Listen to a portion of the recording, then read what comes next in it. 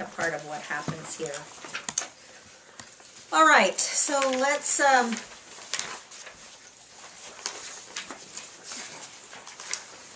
look at chapter 22, beginning with verse 1. David therefore departed from there and escaped to the cave of Adullam. And when his brothers and all of his father's house heard of it, they went down there to be with him. So why do you suppose that David's brothers and his father would travel and come to this cave where David's at? To see him. Okay, because they love him and all that. You think? Okay. All that. Okay, that could be part of it, but there's another reason. To hide. There you go. Who's after them? Oh, okay. Who's after the family of David? Saul. Saul. Saul is now going to be... see that Saul was after the family. This is why they would be leaving the area to come after him. We did They- not read that. No, we did not. They would leave that area to come and be with David and hide. And we know that because we're going to read in a couple of verses what David has to do with them. He's not able to send them back. So it makes perfect sense to us that Saul would be after David and his family. And so they come to where he's at. Now here's an interesting little gift that God is going to give to David. And it says, and everyone who was in distress, everyone who was in debt, and everyone who was discontented gathered to him. Okay, this is gathered to David. And so here we have a bunch of happy campers, right? Bunch of just the type of people you want to associate yourself with. Okay, these are people who are in distress, they're in debt, and they are discontented. The Hebrew for discontented, the word means bitter of soul. And so their soul was bitter at the time. Why would these people be in such a mess, do you think? There's a lot of reasons, but one reason that immediately comes to mind, anybody? You're on the wrong side of politics. Okay, could very well be. Like I said, there's really a lot of reasons why. There's always a group of people that fall into this category in any society, I suppose. But stop and think about it. God told the people of Israel what would happen if they had a king. What did he tell them? He said that they're gonna take your crops. It's gonna take your sons. You're gonna be poor. Everything that you have is gonna be taken from you. And they said, we want a king anyway. And he told them many times, this is what's gonna happen. You are not gonna be happy people with a king. Well, Saul comes along. Saul does his work, and what happens? You have discontent, you have people in debt, and you have people who are bitter of soul. Because that's exactly what God promised would happen. Now, out of this group, he selects he selects a group of men of 400. It says here, so he, David, became captain over them, and there were about 400 men with him. In your packet, I included a little scripture for you to look at. In 1 Chronicles 12:8, it talks a little bit about these men. And it says, some Gadites joined David at the stronghold. Oh, you can get there. Sorry, I shouldn't. If you want to. This was just really for your study. It says, it's a little one. Looks like this, Randy. There you go. You've got it. Don't you? No. Oh, Very end. Yeah. the last one. Okay. All right. It says, some Gadites joined David at the stronghold in the wilderness, mighty men of valor, men trained for battle, who could handle shield and spear, whose faces were like the faces of lions and were as swift as gazelles on the mountains. So we know that these were good men. These were warriors. These are men who are going to grow from 400 to 600, and they are going to be with David during his wanderings. These are going to be the men who are going to protect him. They're going to fight with him. They are going to stand beside David. So these are a gift that God gives to David at this time. In verse 3 it says, and then David went from there, or from the cave of Adullam, and he goes there to Mitzvah of Moab. Okay, Moab. Let's think about that for a minute. And he says to the king of Moab, please let my father and mother come here with you till I know what God will do for me. So this is one of the key reasons we know that his family was under duress. because he takes them to the king of Moab, which is outside of Israel. There is a tie between Moab and David. Does anyone know who it is? Grandma Ruth. Grandma Ruth, who was a Moabite. Okay? Ruth, of the Naomi and Ruth, and who's got the book in the Old Testament, she is the great-grandmother of David. And so she is a Moabite. So that means that David's father is a Moabite. And so it makes sense that he would go to the king of Moab, talk about his lineage in Moab, and say, can my parents stay here and be kept safe by you? It would make sense that he would take them there and that the king would accept them, because there's that connection. See how God weaves all of these little threads together to make the story so interesting. The right people at the right time. It's really pretty cool. So is David not a Moabite? He has Moabite blood in him, but but Ruth becomes a Jew through conversion, marries a Jewish man, and it goes down from there. He has to be from Judah. Yeah, exactly. And so, verse 4, so he brought them before the king of Moab, and they dwelt with him all the time that David was in the stronghold of Moab, that he was there. And so it says his family stayed there in the safekeeping of the king all that time. So then the prophet Gad, this is going to be the first time you meet Gad, but it's not going to be the last time you meet Gad. He and Nathan are going to be the two prophets that God is now going to use to serve David. And so you're going to want to get to know Gad. So Gad says to David, do not stay in the stronghold, depart and go to the land of Judah. So David departed and went into the forest of Hereth. So he does exactly what Gad tells him to do. So look at verse 6. This is where the story gets pretty sad. When Saul heard that David and the men who were with him had been discovered, because you can hide if you're one, you can't hide so easily if you're 401. It's a lot harder. And so when he heard that they had been discovered, now Saul was staying in Gibeah. That's where he often stayed, under a Chtr tree in Ramah, with a spear in his hand. Oh, that Saul. Always had a spear in his hand, didn't he? Ready. He missed every time, but he always had a spear in his hand. Well, thank goodness. Yeah, thank goodness, yeah. And all of his servants standing around him or about him. So his servants in this case would be more than likely his military people. They're all kind of sitting there waiting to say, hey, what do you want us to do here? Then Saul says to his servants who stood about him, hear now, you Benjamites. Will the son of Jesse give every one of you fields and vineyards and make you all captains of thousands and captains of hundreds? So what is he saying? He's saying, is David going to do for you what I've done?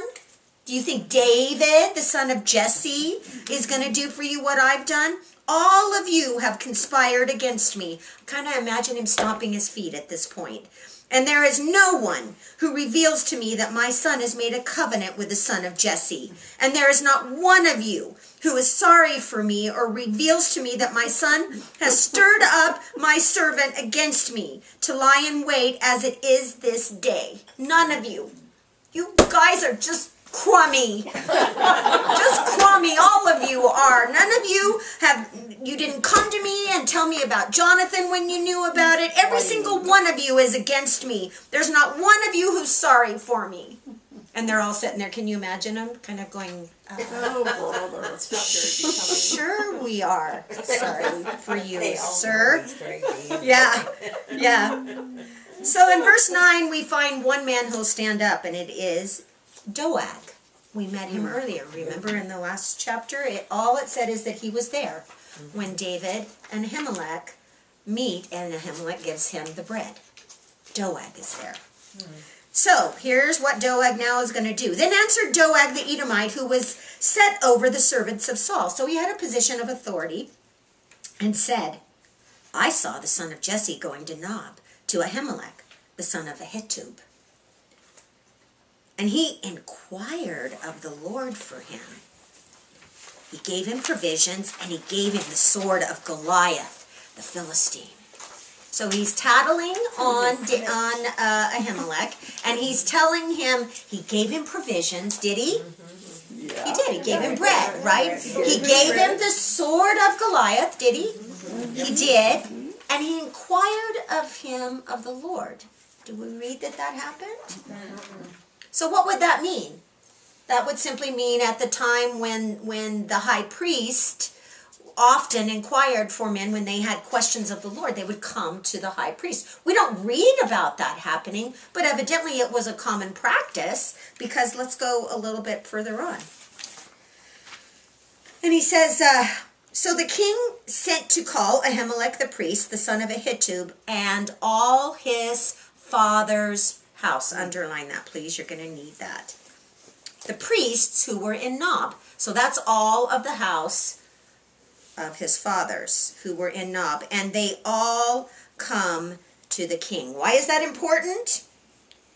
Because Ahimelech is in the lineage of Eli. Ahimelech is in the lineage of Eli. A lot of these people who are going to be coming are in the lineage of Eli.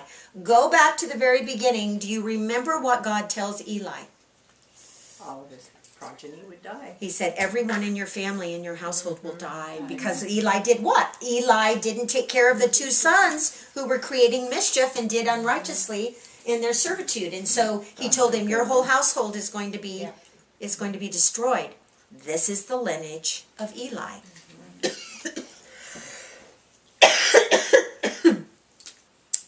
So they all come, all of them, all the priests from Nob. And Saul says, sorry guys, I gotta get a quick drink. And Saul said, hear now, son of Ahitub. And he answered, here I am, my lord. And Saul said to him, why have you conspired against me, you and the son of Jesse? He never gives David his proper name, does he? He never gives him any respect in the name. He simply calls him son of Jesse.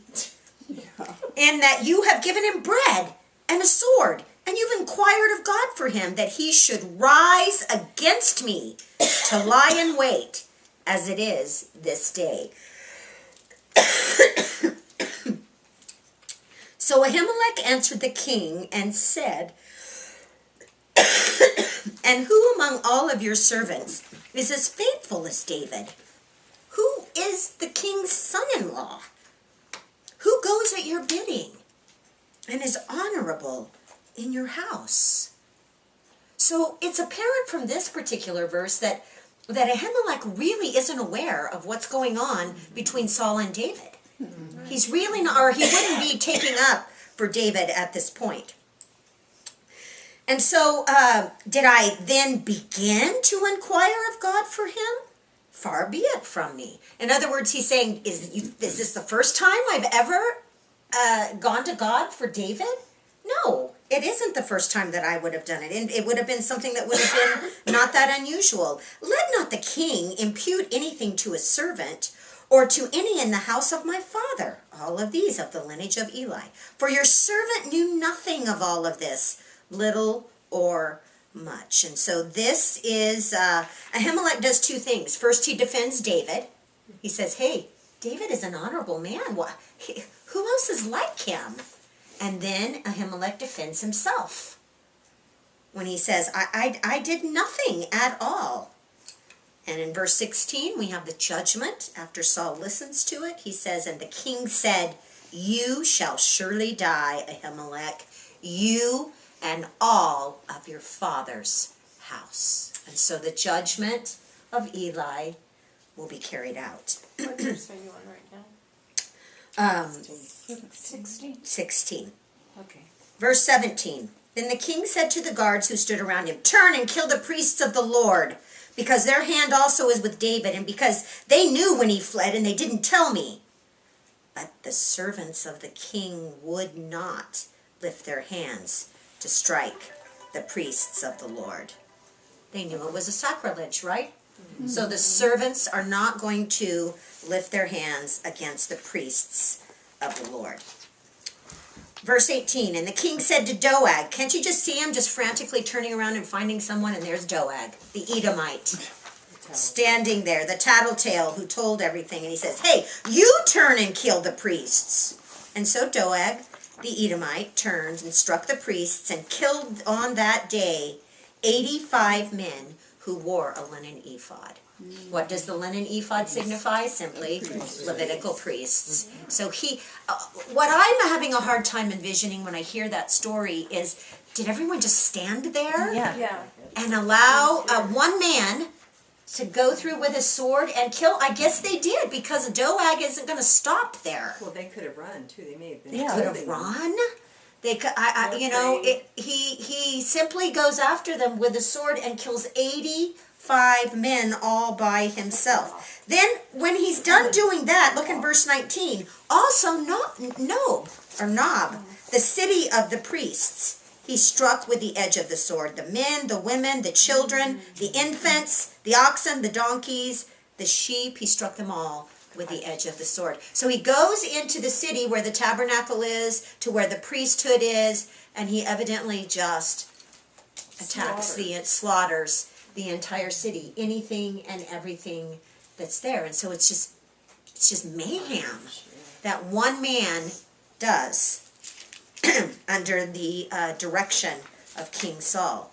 Because remember, this is Saul's mistake. This is Saul's direction. Saul's the one who wants this to happen. Doeg is an Edomite. Saul is what? A Jew. He knows what he's doing here. And one of the sons of Ahimelech, the son of Ahitub, named Abiathar, escaped and fled after David. We are going to hear a lot in our study of Samuel about Abiathar. And so remember where he comes from. He is the one who gets away from the house of Eli. And Abiathar told David that Saul had killed the Lord's priests. And so he makes it all the way to where David is. It must be a commonly known thing. And when he makes it there, he tells David what's been done. And David says to Abiathar, I knew that day when Doeg the Edomite was there that he would surely tell Saul, I have caused the death of all the persons in your father's house. Stay with me, do not fear, for he who seeks my life seeks your life, but with me you shall be safe. And so David is taking the responsibility of knowing that the lie that he tells sets into motion a crazy man's vengeance. And this crazy man's vengeance sets into motion the judgment that God has already predestined for the house of Eli. So each thing sort of feeds off of the other. And David, as he often does, this is one of the characteristics of David that you're going to see, is he takes responsibility for his part in what it is that he does. And says and offers Abiathar to stay with him. Now Abiathar is going to come and become the high priest under David. So we're going to see a lot of interaction between them. He'll wear the ephod. He'll have the Urim and the Thummim, those items on the ephod that would tell direction. Abiathar is going to be a man who stands behind David for a great period of time. And so the only part of this that I'll have you look at in your packet is, once again, you guys seem to like this, so I'm going to try and include it when I can. There were a couple of psalms written during this time frame when this happens. The first one is Psalms 57. You have it there. I wrote a couple of little notes on it. David is in the cave. He's in the cave when he writes Psalms 57. And so as he is writing this, crying out, be merciful, I will cry out to you. My soul is among lions. They've prepared a net for my steps. He always ends with, my heart is steadfast, O God, my heart is steadfast. I will sing and give praise. Awake, my glory, awake, lute and harp. And so he's still in the cave when he writes this and gives the praise to the Lord. And then Psalms 52, I hope you'll have a chance to read this week, which is a contemplation of David when Doeg the Edomite went and told Saul, David has gone to the house of Ahimelech. And so this is the tattletale Doeg, and as he writes this, David then writes Psalms 52. Why do you boast in evil, O mighty man? Your tongue devises destruction like a sharp razor. You love evil more than good, lying rather than speaking righteousness. And he goes on and it says, God will destroy you forever, pluck you out of the dwelling place, and uproot you from the land of the living. And then at the end, as always, he says, I am like a green olive tree. I trust in the mercy of God forever. I will praise you forever because you have done it. The story of David, the story of his Psalms, no matter where he's at, he ends it with the praise of his God. So take a chance, if you can read those Psalms during the week, it'll help you when you see them to know that exactly when David writes them. Okay? Alrighty, girl.